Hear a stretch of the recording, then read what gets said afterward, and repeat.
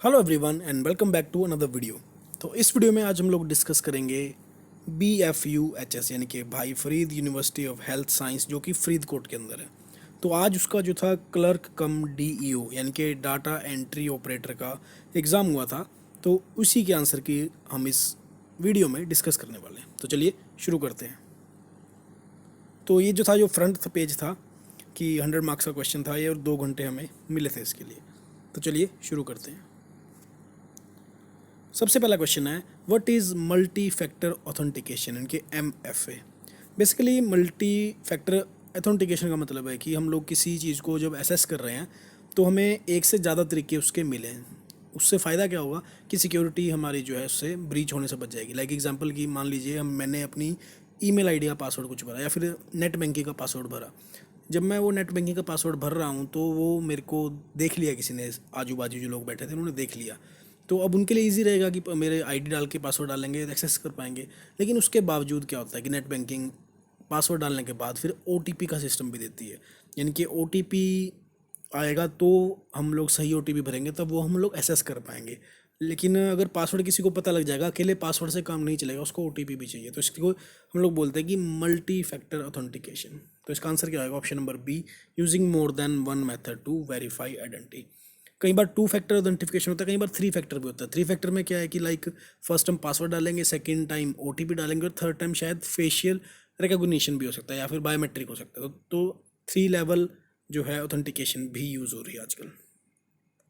Next बात कर रहा है which shortcut key is use to paste values only, यानी कि ओनली वैल्यूज़ करनी है और विदाउट फार्मूला करना है एक्सेल के अंदर। तो इसका आंसर होगा ये ऑप्शन नंबर सी, Alt+ESV। देखो समझने की बात है, जो कंट्रोल V होता है ना वो कॉपी पेस्ट के लिए होता है। तो वो क्या करता है, साथ में बाकी जो प्रॉपर्टीज़ होती हैं उनको भी साथ में कॉपी के साथ पेस्ट करता है। लेकिन अगर हमें सिर्फ वैल्यूज़ चाहिए तो उसके लिए जो हम यूज़ करेंगे Alt+E+S+V। इसमें हालांकि काफ़ी बच्चे कंफ्यूज भी होंगे लेकिन इसका आंसर जो है सही ऑप्शन नंबर सी ही है। नेक्स्ट बात करते हैं।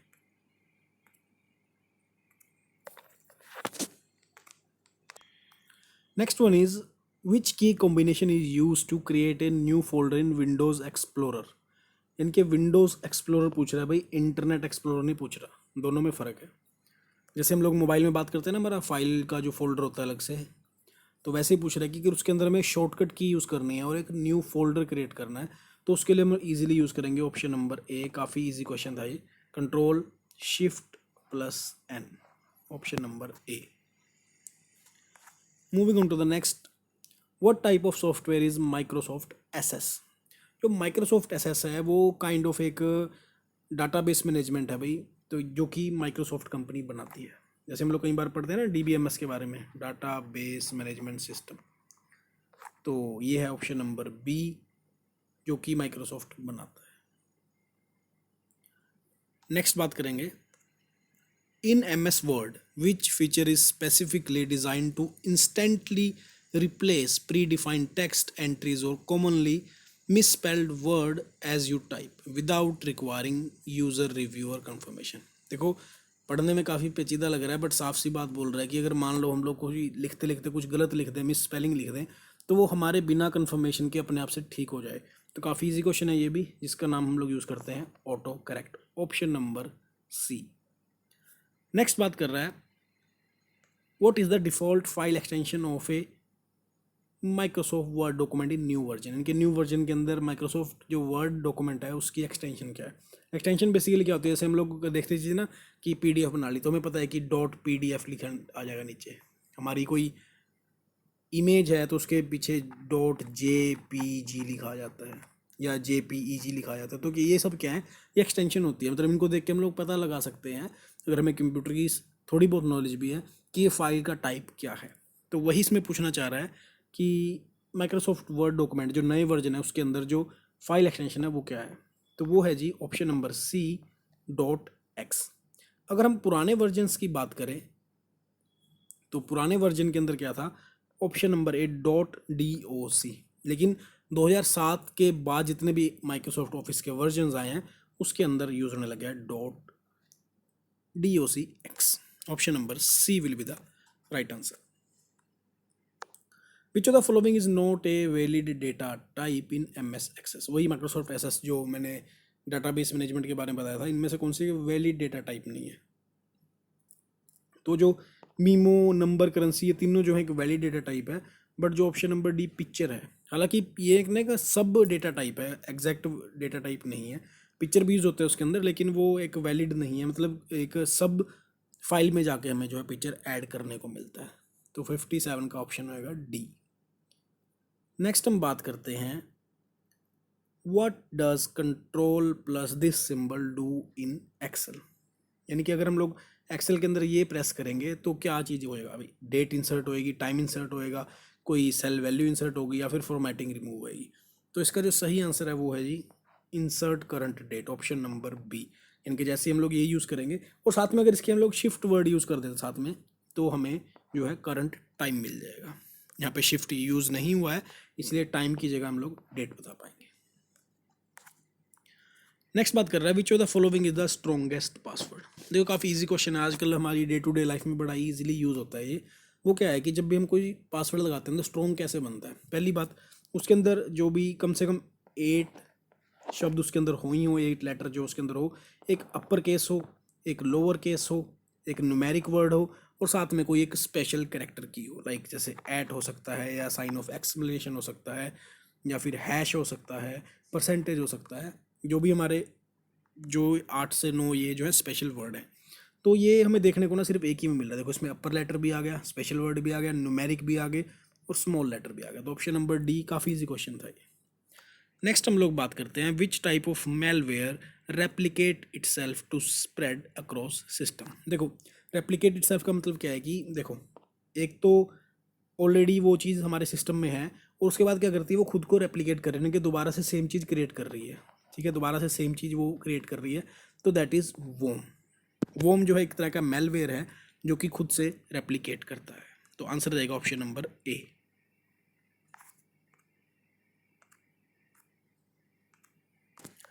अगर हम इसके साथ में जो ट्रोजन हॉर्स, रैंसमवेयर, स्पाईवेयर करें, ये भी एक तरह के भाई वायरसेस ही हैं। लाइक ट्रोजन हॉर्स के अंदर क्या है कि ये हमारे सिस्टम में इंस्टॉल हो जाता है और हमारी इन्फॉर्मेशन चोरी करता रहता है और सिस्टम को भी स्लो करता रहता है। वो उनका भी यही काम है कि सिस्टम को बहुत ज़्यादा स्लो कर देता है। थर्ड आ रहा है जो रैंसमवेयर। रैंसमवेयर एक तरह से हम लोग हिंदी में बात करें तो फिरौती के बारे में बात करता है। लाइक ये क्या करेगा कि टाइप ऑफ मालवेयर है जो कि कोई भी कंप्यूटर के ऊपर लग जाएगा और कोई एक पर्टिकुलर फाइल या फोल्डर को रिस्ट्रिक्ट कर देगा ओपन करने के लिए, और अगर आपको ओपन करना है तो उसके लिए एक पेमेंट मांगेगा वो। तो इसको कि हम रैंसमवेयर, फिरौती बोलते हैं हिंदी में। तो ये सब चीज़ें हैं। स्पाईवेयर काइंड ऑफ एक जो है सॉफ्टवेयर है, ये इसका काम भी यही है। नेक्स्ट बात करते हैं हम लोग, ये क्वेश्चन जो है डेटाबेस का है। You are building a database to store patient record, which of the following constraint ensure that no two patients can have the same patient ID and that this field must always be filled in। देखो 4 option दिए हैं, इसमें बात क्या कर रहा है कि हम लोग पेशेंट का रिकॉर्ड बना रहे हैं और जो 2 कंस्ट्रेंट हैं उसके अंदर सेम पेशेंट आईडी जो है नहीं हो सकती, तो ये कौन इंश्योर करेगा, तो ये करता होता है प्राइमरी की, ऑप्शन नंबर ए। जो फॉरेन की और इंडेक्स की है वो तो इसके अंदर होंगे नहीं, क्योंकि फॉरेन की का काम बेसिकली क्या रहता है कि 2 टेबल के बीच में ना रिलेशनशिप या फिर लिंक जो है इस्टेब्लिश करता है, तो फॉरेन की नहीं होगा। उसके बाद इंडेक्स की बात करें, इंडेक्स की किस लिए होता है कि ये डेटा स्ट्रक्चर है जो कि इम्प्रूव करता है स्पीड ऑफ डेटा रिट्रीवल, यानी कि कोई हमने कोई कमांड दी है उसको फटाफट से जो है उसको रिट्रीव करता है। और उसके बाद है ऑप्शन नंबर बी जो बात करता है यूनिक की। यूनिक जो की है वो क्या इंश्योर करता है कि जो कॉलम के अंदर जितनी भी स्पेसिफाइड वैल्यू हैं वो यूनिक रहें। तो जो इस हिसाब से जो ऑप्शन नंबर ए प्राइमरी की जो है इसका सही आंसर है। Moving on to the next question, you want to count how many employ in a list having salary greater than 50,000। यानी कि एक जो लिस्ट दी गई है उसके अंदर कितने एम्प्लॉयज़ हैं इनकी सैलरी 50,000 से ज़्यादा है, तो उसमें कौन सा फार्मूला यूज़ होएगा। देखो इसमें ऑप्शन नंबर ए तो वैसे एलिमिनेट हो जाएगा क्योंकि काउंट की बात हो रही है और वो सम की बात कर रहा है, तो ऑप्शन नंबर ए तो वैसे ही काउंट खत्म हो जाएगा। अगर हम लोग काउंट ए काउंट इफ करते हैं तो हम लोग लिस्ट के अंदर फाइंड आउट कर रहे हैं, तो उसके अंदर एक स्पेसिफिक फॉर्मूला यूज होगा जो कि काउंट इफ का होगा। तो आंसर नंबर 62 का रहेगा ऑप्शन नंबर डी। और बात रही काउंट की, तो काउंट जो ऑप्शन नंबर सी है वो काउंट करता है कि सेल जो है विद नंबर कितने सेल हैं, और जो काउंट ए है वो नॉन एम्प्टी सेल को काउंट करता है, और काउंट इफ जो है वो काउंट करता है cell based on a single condition है, कि कोई कंडीशन दी है। कंडीशन क्या थी इसमें, कि जिनकी सैलरी 50,000 से ज़्यादा है। तो ऑप्शन नंबर डी जो है इसका एक सटीक आंसर होगा। नेक्स्ट क्वेश्चन पे जाने से पहले अगर फर्स्ट टाइम आया तो भाई चैनल को सब्सक्राइब जरूर कीजिएगा। आपको जो लिंक है सारे इंपॉर्टेंट वो डिस्क्रिप्शन बॉक्स में मिल जाएंगे, आप जाके फॉलो कर सकते हैं। आपकी कोई क्वेरी है तो आप लोग मुझे पूछ सकते हैं वो भी। नेक्स्ट बात कर रहा है which key is use to open task manager in Windows. तो ये भी काफ़ी इजी क्वेश्चन था भाई, कि टास्क मैनेजर हम विंडोज़ के अंदर कैसे खोल सकते हैं। टास्क मैनेजर वही चीज़ है जिसके अंदर हम सारी परफॉर्मेंसेस देख सकते हैं, कौन कौन सी ऐप खुली है। कई बार मोस्टली हम ये लोग यूज़ कब करते हैं, जब सिस्टम हैंग हो जाता है हमारा। तो इसका आंसर क्या रहेगा, option number B 63, option number B control shift escape. Alt F4 हम लोग करते हैं कोई भी सिस्टम बंद करने के लिए, कोई भी ऑपरेशन चल रहा है उसको बंद करने के लिए। नेक्स्ट बात करते हैं हम लोग क्वेश्चन नंबर 64।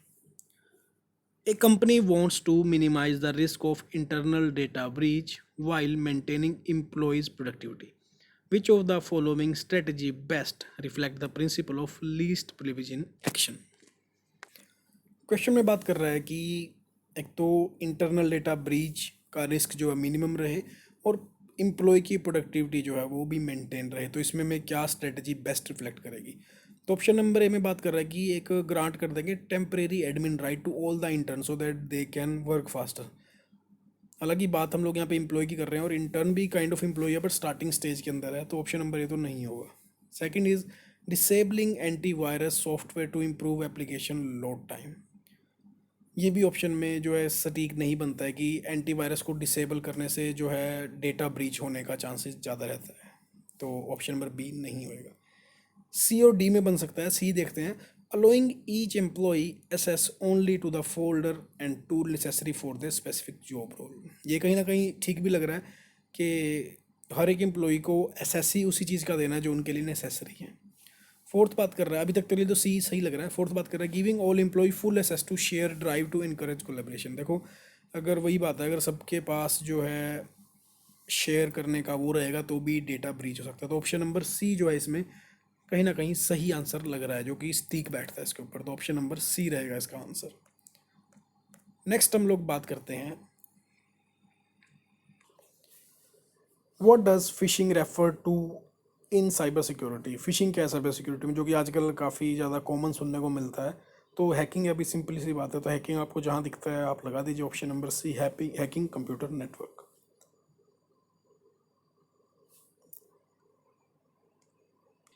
वैसे इसमें अगर हम लोग ऑप्शन दोबारा से पढ़े ना, तो ऑप्शन नंबर बी भी इसका ज़्यादा बेटर लग रहा है। B option, like stealing personal data via fake email and website, जो कि यूजुअली वेबसाइट और मेल्स के थ्रू होता है। तो इसका आंसर सी ना हो। सी तो है ही है कि हैक करना है, लेकिन हैकिंग के अंदर भी बेसिकली एक स्टीलिंग का काम है, यानी कि चोरी का काम करता है फेक ईमेल और वेबसाइट के थ्रू। यानी कि लाइक आपको दे देगा कि आपकी लॉटरी निकली है जी, आपको मेल आ जाएगा, आप भी झांसे में आके अपनी डिटेल वहाँ पे शेयर कर दोगे। तो it's is a kind of fishing. Like आपको कोई ऑफर आएंगे कि आपका टूर निकला है, आपका ये निकला है, हालांकि किया आपने कुछ भी नहीं है, लेकिन स्टिल। तो इसमें सिर्फ समझने वाली बात यही है कि जब आप लोग कुछ नहीं कर रहे हैं और आपको कोई फ़ायदा दे रहा है बिना बात किए, तो that mean something is fishing. इसी को फिशिंग बोलते हैं। नेक्स्ट बात कर रहा है in M S Excel which formula we return true only if cell A1 contain numeric value greater than 100 and less than 500। यानी कि तभी वैल्यू देगा जब न्यूमेरिक वैल्यू 100 से ज़्यादा हो और 500 से कम हो। तो इसका आंसर जो होगा, सबसे पहले तो हमें ये पता होना चाहिए कि ऑपरेशन कौन सा यूज़ करना है इसके अंदर हम लोगों ने। तो जब भी हमें वैल्यू चाहिए होगी तो उसमें हम लोग is equal to and operation जो है फिल करेंगे, और वैल्यूज़ देख लेंगे कि कौन सी फिल हमने करनी है। A1 जो है इसमें लिख रखा है कि 100 से ज़्यादा है, लेकिन 500 से जो है कम है। तो option number B will be the right answer. Next बात कर रहा है which of the following typically keeps tab on every online activity the victim engaged in, compiles all the data in the background and send it to the third party। देखो मैंने अभी थोड़ी सी देर पहले ना एक क्वेश्चन डिस्कस किया था, ये था, मैं दिखाता हूँ आपको, ये वाला क्वेश्चन नंबर 60, जिसके अंदर हम लोग स्पाईवेयर के बारे में बात कर रहे थे। वही क्वेश्चन जो है दोबारा से पूछ लिया है। इसमें क्या पूछा है कि एक टिपिकल टैब रखता है कि जो भी हम लोग ऑनलाइन एक्टिविटी करते हैं उस डेटा को कंपाइल करता है और थर्ड पार्टी को जो है भेज देता है। तो ये काम कौन करता है? ये करता है spyware, option number C. Next बात करते हैं, what is the primary purpose of a digital certificate in online security. देखो प्राइमरी पर्पस क्या है डिजिटल सर्टिफिकेट का? To verify identity of a website and encrypted data, जो कि ऑप्शन नंबर ए भी जो है बिल्कुल सही आंसर है इसका। विच protocol is considered secure for website communication, यानी कि वेबसाइट कम्युनिकेशन के लिए सबसे जो सेफ है वो क्या माना जाता है? देखो जो एफ टी पी और टेलनेट है ये थोड़ी डिफरेंट चीज़ें हैं, ये जो है इंटरनेट लेयर्स की बात चली गई है, लेकिन हम लोग जब भी सिक्योर वेबसाइट चलाते हैं, यानी कि जैसे हम इंटरनेट चला रहे हैं, जो भी लोकल लैंग्वेज में अगर मैं बात करूँ, जैसे हम लोग अभी इंटरनेट यूज़ कर रहे हैं, तो यूजुअली जो हम HTTP यूज़ करते हैं, फिर हम लोग वेबसाइट का नाम डालते हैं, लाइक HTTP के बाद www, लाइक गूगल ही खोलना है तो www.google.com खोल लेते हैं। लेकिन अगर हम लोग सिक्योरिटी की बात की जाए तो हम साथ में उसके जो है SP लगाते हैं, और कई बार क्वेश्चन में पूछ लिया जाता है कि HTTPS के अंदर S का मतलब क्या है, तो वो होता है सिक्योर। तो इसका आंसर क्या रहेगा? Option number D. नेक्स्ट बात कर रहा है, which type of cyber attack exploit human psychology rather than technical vulnerability। इस क्वेश्चन में साफ पूछ रहा है कि साइबर अटैक जो है जो कि ह्यूमन को साइकोलॉजिकल जो इफेक्ट ज़्यादा देता है कि टेक्निकल वर्नरेबिलिटी से ज़्यादा, इनके टेक्निकल इशू ना होके वो साइकोलॉजिकल इशू बनता है। देखो पैकेट स्निफिंग में क्या होता है, हमें अगर टर्म का मतलब पता है ना तो हम लोग इजीली फाइंड आउट कर सकते हैं कि कोई टेक्निकल इशू है या कोई और है। देखो पैकेट स्निफिंग क्या होता है कि बेसिकली पूरे जो नेटवर्क सिस्टम है वो जो डेटा ट्रांसफ़र होता है, तो हर एक डेटा पैक के बारे में जो जानकारी रखता है वो उसको हम पैकेट स्निफिंग बोलते हैं। तो ये बात क्या कर रहा है? टेक्निकल बात कर रहा है। सेकंड क्या है कि सॉरी सेकंड बात कर रहा है कि बफर ओवरफ्लो। बफर ओवरफ्लो क्या है कि एक कैपेसिटी से ज़्यादा डेटा अगर रखने लग जाए हम लोग तो बफर जो है ओवरफ्लो होने लग जाता है। थर्ड बात कर रहा है ब्रूट फोर्स। बेसिकली क्या है, ये एक अटैक है किस चीज़ के लिए? पासवर्ड को क्रैक करने के लिए, इंक्रिप्शन की के लिए, और जो भी हमारे सेंसिटिव डाटा है उनको सिस्टमेटिकली जो पॉसिबल कम्बिनेशन बनाने की कोशिश करता है सो दैट कि हम लोग उसका पासवर्ड क्रैक कर पाए। तो जो बात है तीनों ही बात कर रहे हैं, एक तरह से टेक्निकल वर्नेबिलिटी के बारे में ही बात कर रहे हैं, लेकिन जो फिशिंग जो है हमें अभी हम लोग ये देख के हटे थे कि पर्सनल डेटा जो है उसको स्टील करता है। तो ऑप्शन नंबर डी जो है इसका सही आंसर रहेगा। नेक्स्ट बात कर रहे हैं, Tehran is the capital of which country, जो कि काफ़ी इजी है। तेहरान जो है ईरान की कैपिटल है, तो option number B will be the right answer. Question number 92 is the recently news the Kiladi evocation site, a Sangam period site, is located in which of state of India। तो ये find out की थी option number ए Tamil Nadu. Next बात कर रहा है which Indian went on axiom 4 space mission, जो कि काफ़ी हालांकि न्यूज़ में था अभी रिसेंटली, तो शुभांशु जो शुक्ला थे वो थे इसके पायलट। Which aircraft was primarily used in operation Sindoor, जो कि अभी हाल ही में ऑपरेशन सिंदूर हुआ था मई के अंदर, तो उसके अंदर भाई रफेल प्राइमरली यूज़ किया गया था। हालांकि सुकोई 30 भी यूज़ किया गया था, लेकिन रफेल जो था वो प्राइमरली यूज़ किया गया था। नेक्स्ट बात कर रहा है वेयर डिड, यानी कि देखो इसका आंसर रहेगा ऑप्शन नंबर सी, इसका रहेगा ऑप्शन नंबर ए, इसका भी ए, इसका बी, और where did G7 summit hold in 2025। तो बेसिकली ये कैनाडा किस, जो कि कनाडा के अंदर है, वहाँ पे हेल्ड हुई थी ये समिट। Option number D. यहाँ पे हमारे प्रधानमंत्री मोदी भी गए थे, हालांकि काफ़ी ज़्यादा कॉन्फ्लिक्ट चल रहा था उस टाइम पे कि कनाडा ने इंडिया के प्राइम मिनिस्टर को क्यों बुलाया है, तो उस टाइम पे काफ़ी ज़्यादा ये थी, न्यूज़ में थी ये चीज़। Sun produces heat and light by, देखो सन जो है अपने अंदर हीलियम को जो है एक तरह से न्यूक्लियर रिएक्शन है, इसको कि हम लोग न्यूक्लियर फ्यूज़न बात करते हैं। न्यूक्लियर फ्यूज़न, एक न्यूक्लियर फिजन होता है, एक न्यूक्लियर फ्यूज़न होता है। जो सन प्रोड्यूस करता है वो न्यूक्लियर फ्यूज़न के द्वारा प्रोड्यूस करता है। नेक्स्ट बात कर रहा है which of the following cities is located on 2 continent, यानी कि इनमें से कौन सी ऐसी सिटी है जो 2 कॉन्टिनेंट के अंदर स्थित है। तो इनमें से जो है ऑप्शन नंबर है इस्तांबुल, ये क्या है भाई, एशिया और यूरोप दोनों के अंदर जो है ये आती है, लोकेट करती है। नेक्स्ट बात कर रहा है Pagri Sambhal Jatta movement was started by which Indian revolutionary in 1907। Pagri Sambhal जट्टा एक मूवमेंट थी जो स्टार्ट की थी 1907 में अजीत सिंह ने। तो आंसर रहेगा इसका, सॉरी आंसर रहेगा इसका option number D, Ajit Singh. हालांकि हमने जो मूवी देखी थी the legend of Bhagat Singh, उसके अंदर एक गाना भी था कि पगड़ी संभाल जट्टा, तो उससे हम लोग कन्फ्यूज भी हो सकते हैं कि इसका आंसर भगत सिंह होगा, लेकिन इसका जो सही आंसर है वो अजीत सिंह है। नेक्स्ट बात करते हैं हम लोग the author of origin of species. Next बात कर रहे हैं question number 96, who is the author of origin of species. काफ़ी इजी क्वेश्चन है कि जिसके अंदर कि चार्ल्स डार्विन ने जो एवोल्यूशन की थ्योरी के बारे में बात की है कि हम लोग कैसे, जो हमारे पूर्वज थे ऐसे हम बंदर से इंसान बने हैं, तो किस तरह से एवोल्यूशन हुआ है, तो उसी के बारे में डिस्कस करता है। तो option number C, Charles Darwin. Last question है हमारी आज की वीडियो का। हालांकि इनमें से अगर आपको कोई क्वेश्चन समझ नहीं आया तो आप लोग कमेंट सेक्शन में जरूर लिख दीजिएगा कि ये नहीं आया, और अगर सही लगा हो, समझ आया, तो लाइक बटन भी प्रेस करिएगा, और पहली बार आए तो सब्सक्राइब भी करना। लास्ट बात कर रहा है which of the below is a water borne disease. तो वाटर बोर्न डिसीज कौन सा इनमें से, जैसे टाइफाइड हो गया, हेपेटाइटिस ए हो गया, डायरिया हो गया, ये सब क्या है, वाटर बोर्न डिसीज हैं। उसके अंदर एक कोलरा भी जो आता है। Option number D, cholera is also a water borne disease. अगर आपको और भी डिसीजेस के बारे में जानकारी लेनी है तो मेरे एक साइंस की जो है प्लेलिस्ट बना रखी है, आप उसमें जाके नोट्स बना सकते हैं आपने। तो ये था आज का हमारा एक आंसर की का डिस्कशन। होपफुली आपको समझ आया होगा। कोई क्वेरी है आपकी तो आप लोग मुझे कमेंट सेक्शन में लिख सकते हैं। थैंक्स फॉर वॉचिंग, जल्दी मिलेंगे। जय हिंद, जय भारत।